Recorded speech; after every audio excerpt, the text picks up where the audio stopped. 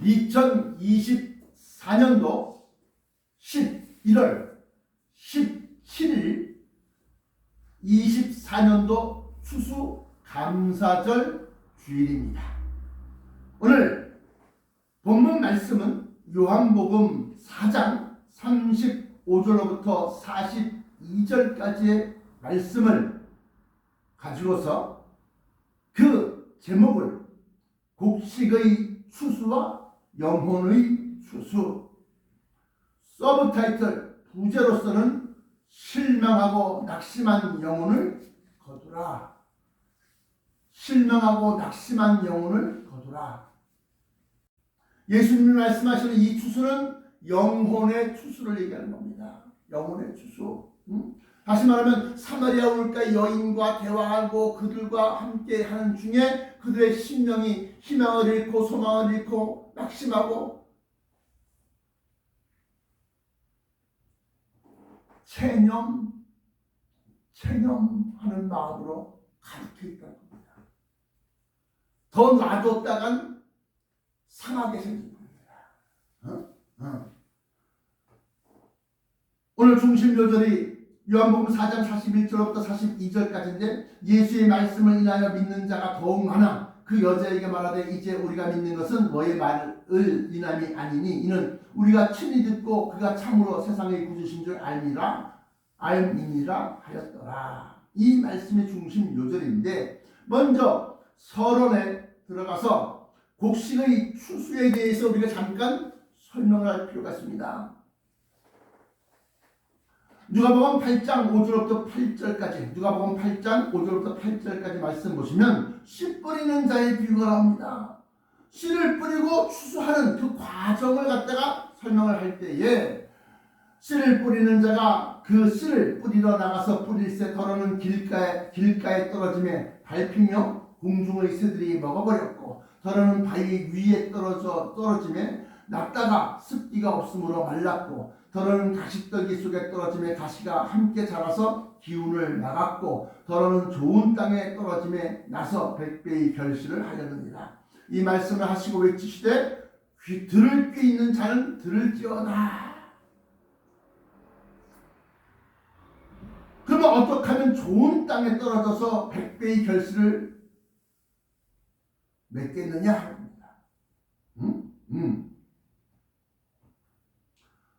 서론 곡식의 추수에 대해서 첫 번째, 훌륭한 농부는 씨를 뿌리기 전에 밭을 잘 고른다. 누가복음 8장 8절입니다. 더러는 좋은 땅에 떨어짐에 나서 100배의 결실을 하였느니라. 이 말씀을 하시고 외치시되 들을 뿌리는 자는 들을지어다. 이게 밭에 씨를 뿌리는 것을 얘기하는 것이냐? 아니다라고 합니다. 말씀을 뿌리는 겁니다. 어떤 말씀을? 참 소망의 말씀을 뿌리는 겁니다. 이 말씀이 바로 좋은 씨라는 겁니다. 여기에서 그 훌륭한 농부는 씨를 뿌리기 전에 밭을 잘 고른다 하였는데 또 훌륭한 농부가 있으면 훌륭하지 않은 농부도 있겠지요. 그래서 여기서 보면 두 종류의 농부를 생각해 볼 수 있습니다. 두 종류, 두 사람이 아닙니다. 두 종류의 농부. 마태복음 24장 40절 그때 두 사람이 밭에 있음에 밭에 있다는 것은 농부라는 겁니다. 농부. 두 사람이 밭에 있음에 하나는 데려감을 당하고 하나는 버려둠을 당할 것이요. 아니 똑같이 밭에 있는데 왜 데려감을 당하고 하나는 버려둠을 당할까?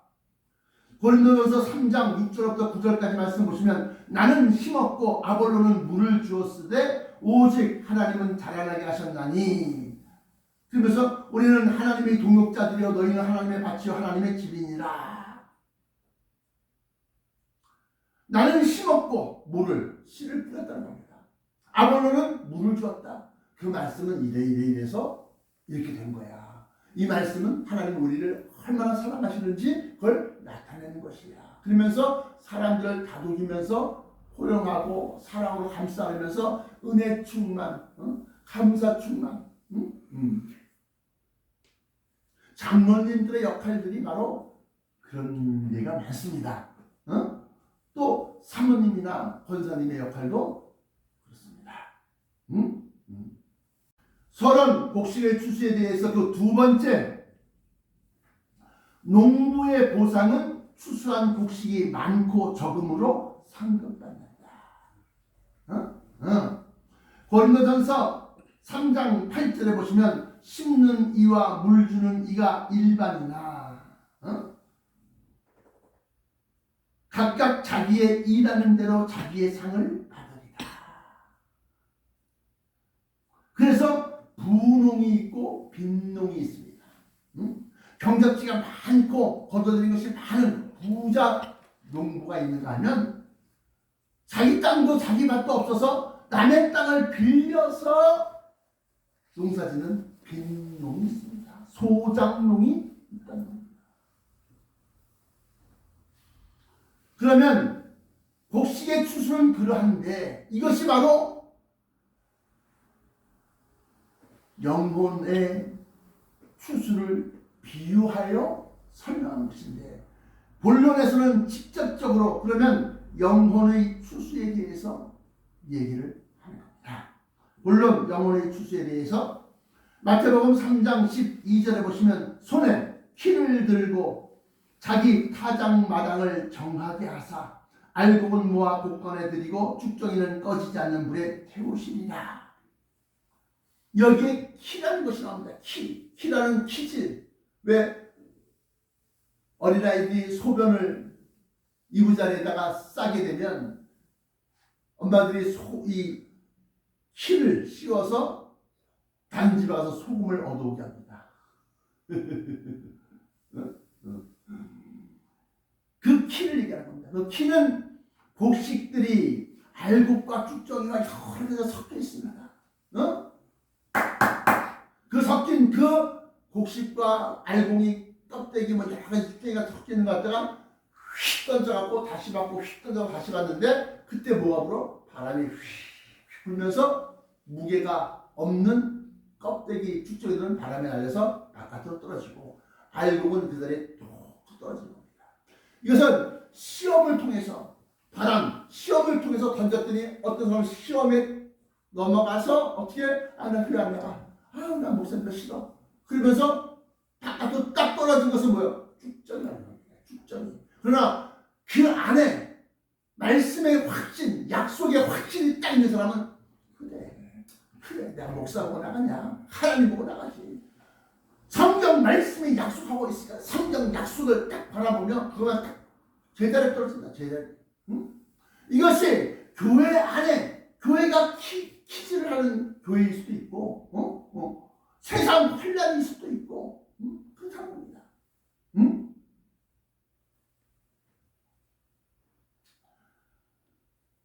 그 키를 들고 자기 타작마당을 정하게 하사, 여기서 알곡은 모아 곡간에 들이고 쭉정이는 꺼지지 않는 불에 태우시라고 쭉정이 나갑니다. 알곡과 쭉정이는 어떤 것이냐 우리가 알아볼 필요 있습니다. 물론 영혼의 추수에 대하여 그 첫 번째 영혼의 알곡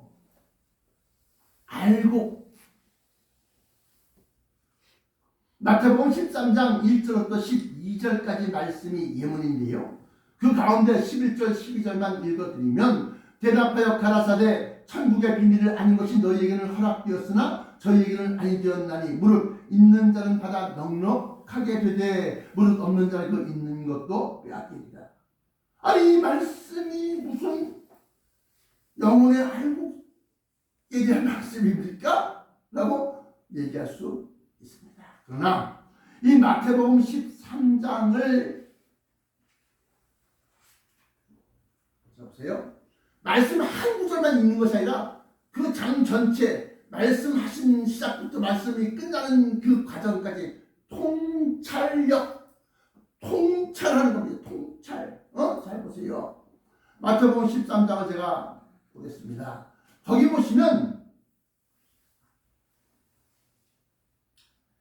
이게 천국의 비밀에 대한 얘기를 하는 것이 마태복음 13장 3절부터 23절까지 전체가 다 씨 뿌리는 자에 대한 비유를 설명하고 그것을 말씀하시고 그걸 못 알아듣게 비유로 말씀하시고 그리고 난 다음에 천국의 비밀을 아는 것이 너에게 허락되었다. 응? 그러니까 영혼의 주소 본론에서 영혼의 알곡, 다시 말해 알곡이 된 영혼은 어떤 것이냐? 그 속에 천국의 비밀을 꽉꽉 채우는 사람이다. 어? 뭐라고요? 천국의 비밀이 마음속에 꽉꽉 채워진 사람들이 알곡이라는 겁니다. 그래서 마태복음 13장 1절부터 23절은 내용상 씨 뿌리는 자의 비유인데 여기서 천국의 비밀을 언급한 것은 마태복음 13장 23절의 말씀을 듣고 깨닫는 자가 행함으로 결실을 한다는 겁니다. 뭘 결실해요? 알고. 23절에 뭐요? 좋은 땅에 뿌려졌다는 것은 말씀을 듣고 천국의 비밀을 듣고 깨닫는 자니 결실하여 어떤 것은 100배, 어떤 것은 60배, 어떤 것은 30배가 되느니라 하시더라 하면서 흘리죠. 그러니까 자, 알곡과 쭉정이가 뭡니까? 껍데기는 곡식인데 그 속에 아무것도 없어. 천국의 비밀의 빛자도 없어. 천국에 대해서 뭐 깜깜무소식이야. 그냥 단순하게 구원받는데 천국 간대, 천당 간대, 천당. 이것만 알고 있지. 그 과정과 그 속성과 어떻게 해서 그런 일들이 이루어지는지는 까맣게 모르는. 그게 뭐야? 그게 쭉정이다. 알곡은 겉에도 벼이사, 겉에도 곡식의 모양, 껍데기를 갖고 있지만 그 속에 천국의 비밀로 확 들어찬 사람들이 바로 알곡이라는 겁니다. 영혼의 추수에 대하여 본론에서 둘째 영혼의 축정이 마태복음 13장 4절부터 7절. 이게 바로 그래요. 뿌렸긴 뿌렸는데 길가에 떨어지면 새들이 와서 먹어버렸고 더러는 흙이 얕은 돌밭에 떨어지면 흙이 깊지 아니하므로 곧 싹이 나오지만 희망을 확 품고 있지만 에이 아닌가 보다 하고 탁 실망합니다. 싹이 나오나 해가 돋은 후에 타져서 뿌리가 없으므로 말랐고 더러는 가시 떨기 위에 떨어지면 가시가 작아서 기운을 막았고 이것들이 바로 뭐요? 축적이가 되는 겁니다. 천국의 비밀을 말씀을 뿌렸는데 그걸 마음속에 채워넣지 못하고 다들 날려 먹는다. 그래서 천국의 비밀을 마음속 깊이 감추고 천국의 비밀을 반박하는 가시떨기들을 키워야 한다. 잘 보세요. 결론입니다. 이제 결론. 그때의 의인들은 자기 아버지 나라에서 해와 같이 빛나리라. 할렐루야. 마태복음 13장입니다. 역시 마찬가지로 아까 씨 뿌리는 자의 비유. 그 37절에 보시면 대답하여 가라사대 좋은 씨를 뿌리는 이는 인자요.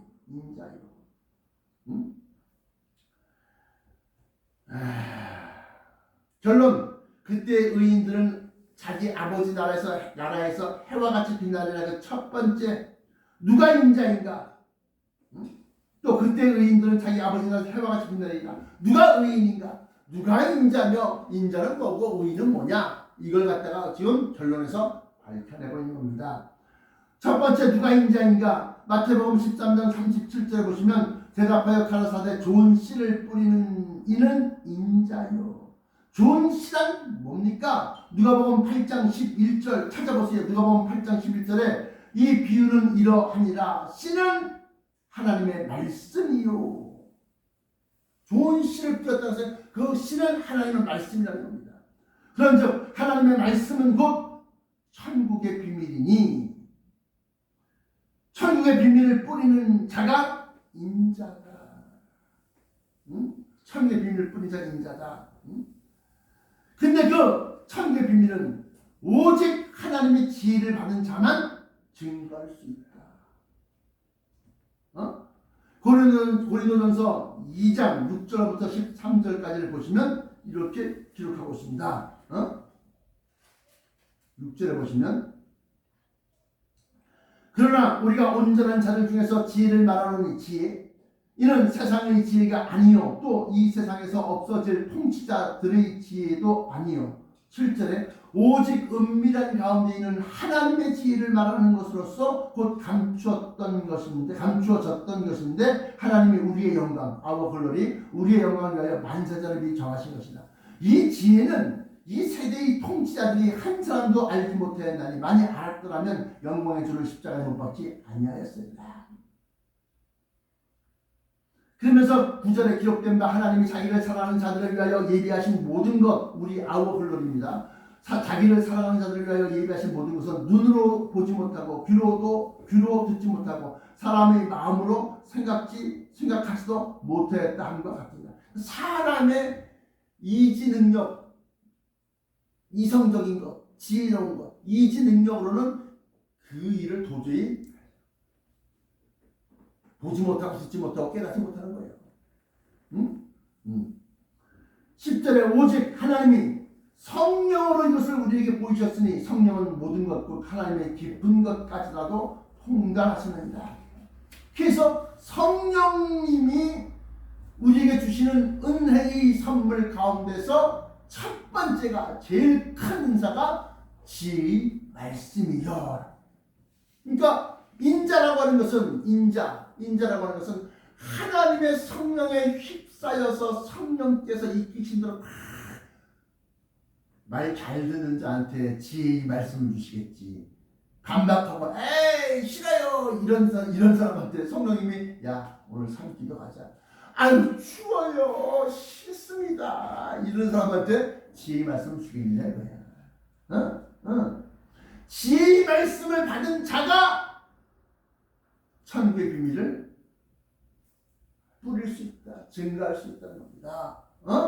그들이 바로 인자라고 합니다. 목사님. 인자, 그 인자는 예수님 얘기인데, 그럼 목사님 예수님이라는 얘기입니까? 아닙니다. 다른 성경을 보십시오. 다니엘한테도 인자야. 에스겔한테도 인자야.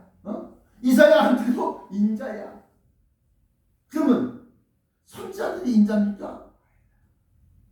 하나님의 비밀을 알고서 전하는 자가 인자다 라고 하는 겁니다. 그러면 인자는 그렇고 그럼 누가 의인이야? 누가? 성경에 그때 의인들은 자기 아버지 나라에서 해바같이 빛나지 않을까? 의인들은 누구냐? 다니엘서 12장 3절 잘 보세요. 지혜 있는 자는 궁창의 빛과 같이 빛날 것이야. 지혜가 뭐요? 하나님의 지혜를 말하는 것인데 이것은 곧 성령을 통해서 우리에게 주시는 바 지혜의 말씀이다. 지혜 있는 자는 궁창의 빛과 같이 빛날 것이요. 또 하나 또 그것을 듣고 그 지혜 있는 말씀을 들었어요. 지혜 있는 말씀이라는 게 뭐요? 천국의 비밀을 들었습니다. 그걸 듣고 많은 사람을 옳은 대로 돌아오게 한 자는 별과 같이 영원토록 빛입니다. 많은 사람을 옳은 대로 돌아오게 했다. 멸망길에서 영생하는 길로 전도한 겁니다. 전도. 옳은 대로 돌아오게 하는 사람. 이 의인이라고 하는 것은 옳을 의자를 얘기하는 거예요. 옳을 의자, 의인, 의사. 그러므로 의인은 많은 사람을 옳은 대로 돌아오게 한 사람. 근데 이 지혜는 고린도전서 2장 6절부터 7절에 아까 말씀드렸던 것처럼 오직 비밀한 가운데 있는 하나님의 지혜를 말하는 것이고 감추었던 것인데 하나님이 우리의 영광을 위하사 만세전에 미리 정하신 것이다. 그러면서 이 지혜를 가지고서 지혜를 들었어. 그 지혜를 듣고 난 다음에 많은 사람을 옳은 대로 돌아오게 했다는 것은 전도했다는 겁니다. 그래서 제가 이 말씀을 천국의 비밀을 갖다 딱 얘기했을 때 어떻게? 막지 않습니다. 특별히 강조하기는 자기 교회를 다시 말해 자기 양무리를 심우하고 치리하고 다스리고 그들을 갖다가 먹이는 그러한 목회자들이 이 말씀을 듣고서 자기들의 성도들에게 이 말씀을 중심으로 해서 영의 양식을 베풀게 되면 그들이 곧 의인이 됩니다.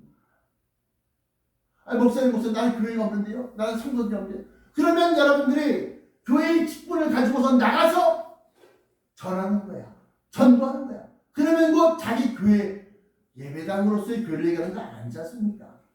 사람 심령마다 그 참된 비밀을 갖다가 뿌려 심는 거야. 그래야 그들로 하여금 그걸 믿어지게 하고 전도하게 된 사람들이 의인이다.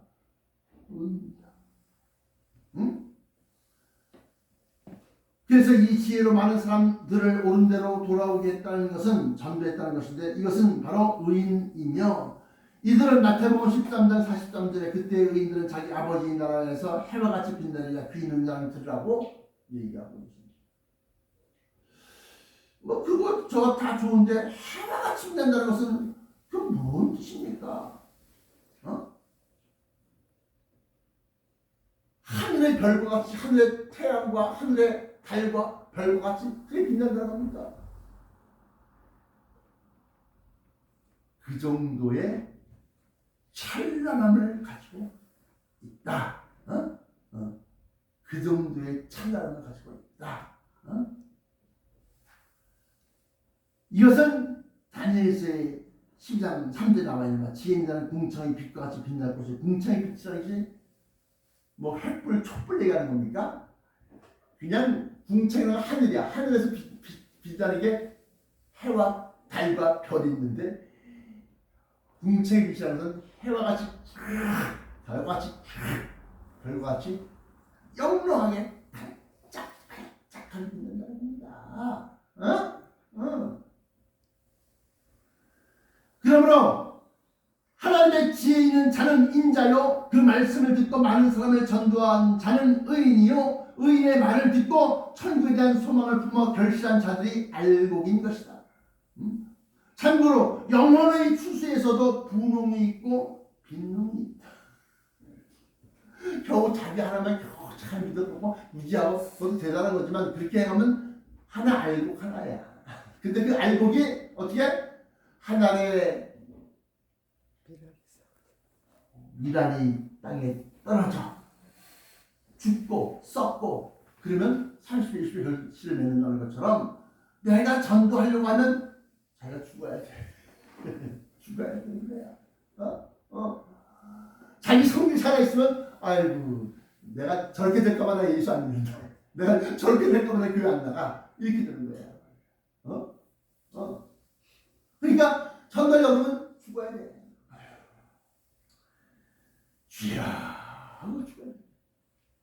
그래서 땅에 떨어 썩는 거야. 썩으니까 참 어쩜 저렇게 자기가 손을 하는 거 뻔히 알면서도 저렇게 참 아유 당연한 것처럼 얘기하시네. 아유 참 죄송해서 어떻게 해요? 나중에 미안해서. 그런데 여기 보면 또 중요한 것이 있습니다. 야, 목사님 뭐 맨날 중요하대요. 진짜 중요하니까 얘기하는 거예요. 고린도전서 15장 40절부터 41절까지 말씀 보시면 이런 말씀입니다. 해의 영광도 다르며, 아니 해가 하나밖에 없는 게 아닙니다. 지구상에서는 태양계에서 태양 하나만 있지만 우주 전체에서는 수십조 개의 별들인데, 그 각 행성에서마다 별들이, 해가 중심이 되는 태양이 어마어마하게 많이 있다는 거야, 숫자가. 그러니까 해의 영광도 다르며 달의 영광도 다르며 별의 영광도 다른데 별과 별의 영광이 다르겠다. 이것은 뭘 얘기하는 거냐? 확실하게 인자와 의인과 알곡들이 빛나는 몸을 가지고서 상급, 보상을 받을 것을 나타내고 있고, 또 별들과 별의 영광이 다른데 별과 별들의 영광이 또 다르다. 아니 하늘 쳐다보니까 자세히 보니까 뭐 적색에서 무슨 청성 배우니까 푸른 빛이 나. 푸른 별. 어떤 건 빨간 별, 어떤 건 노란 별, 어떤 건 보라색 별도 있어요. 천천하는 걸 쫙 해갖고 찍은 거 갖다 보면 별들이 알았다. 그리고 천체 이 천체도 다 찍어서 이게 이 우주 망원경으로 몇 시간 동안 다 노출시켜서 다 찍은 거 보니까 군대가도 소용돌이 쓰듯이 중경을 들고 있어. 무슨 안드로메다 은하계 무슨 개하고 그게 다 큰 별들의 모양 무리들이 다 있는 거야. 근데 별과 별의 영광이 다르다. 그러므로 여러분들은 일단은 알곡이 돼야 되고, 알곡이 된 다음에는 땅에 떨어져 죽고 썩는 하늘의 미랄이 되어서 30배, 60배의 결실을 맺게 되면 여러분들은 이제 의인의 반열에 들어서는 거야. 많은 사람 오는 데 돌아오게 전도시켰으니까. 그 다음에 어떻게 그 다음에 많은 사람 오는 데 돌아오게 한 자, 의인 하늘의 별같이 영원토록 비추리자. 다니엘서에서 12장 3절에 기록하고 있어요. 근데 거기서 더 나아가서 이제 그 말씀을 성령님과 교통, 기업, 신임하고 매달리고 자기 전 생업을 다 포기해야 되는 거야. 세상 생업, 돈벌이만 포기하는 것이 아니라 안락한 삶도 포기하고 바람같이 구름같이 성령이 이끈 대로 그래야지만이 성령께서 그 속에 진짜 지혜의 말씀을 가지고서 천국 비밀을 깨우쳐 주십니다. 이건 신학교 가서 배우는 것이 아닙니다. 그럴 때 그는 이제 이런 뜻이었구나 깨달았어. 알리려고 할 때 혹시 사람들이 나한테 돌 던지면 어떡할까? 혹시 사람들이 나한테 뭐 2단 3단 그리고 뭐 성경 없는 얘기한다고 그러고 그러면 어떡하지? 두려워서 떨고 못하면 의인이야 끝나는 거고. 성령에 이끌려서 막 그냥 바람처럼 구름처럼 사는데 뭐가 이 세상 평판 인간들이 어떻게 생각하는지 그걸 두려워하고 그런 마음이 어디 있겠어요? 아닌 거지. 그럼 뭐야? 그는 인자가 되는 거야. 인자가. 그러면 여러분들은 알곡이냐, 의인이냐, 인자냐 선택권이 있는 거야. 여러분들한테. 하나님은 모든 자유의지를 넌 조금만 해. 이게 아니야. 한계를 두지 않으셨어. 할 수 있는 데까지 다 해봐. 이렇게 말씀하셨어. 그러므로 내가 우리 교회 성도 수만 늘리겠다고 전도를 이게 얘기하니까 다른 교회 전도도 괜찮다 야. 근데 이 말씀은 그 속에 심어져라 이거야. 그러면 의인이 된다. 최소한 의인 정도 돼야지 별과 같이 영롱하게 그냥 반짝반짝 그냥 잘 빛나는 거지. 기도하시겠습니다. 사랑의 아버지 하나님 감사합니다. 오늘 추수 감사절이지만 이 땅에서 자라는 곡식과 과일만 추수할 것이 아니라 영혼을 추수해야 되는데 그 영혼은 낙심하고 실망하고 좌절한 영혼들을 아버지여 천국 곳간에 드리는 영혼의 추수를 아버지 시작할 때가 되었나이다. 이제 주 예수 그리스도 다시 강림하실 때가 다가오는데 아무것도 없이 자기 혼자만 달랑 열심히 있게 믿으면 알곡 하나로 끝나고 그 알곡이 하나의 미랄이 되어져서 땅에 떨어져 썩고 죽고 희생하고 헌신하고 하면서 많은 30배, 60배, 100배의 결실을 맺게 되면 그가 곧 의인이요 그가 곧 하늘의 별과 같이 영원토록 비추는 자가 됨을 깨달아 싸운 주 주여 우리로 하여금 성령 충만으로 하늘의 상급을 바라보고 몇 년 남지 아니한 이 기간 동안에 열심을 다해서 이 성경 말씀이 온전하게 깨달아지고 깨우쳐지고 내 마음판에 새겨진 대로 그걸 믿고 열심으로 달려나가게 하여 주옵소서. 나사렛 예수 그리스도 이름으로 간절하게 기도합니다.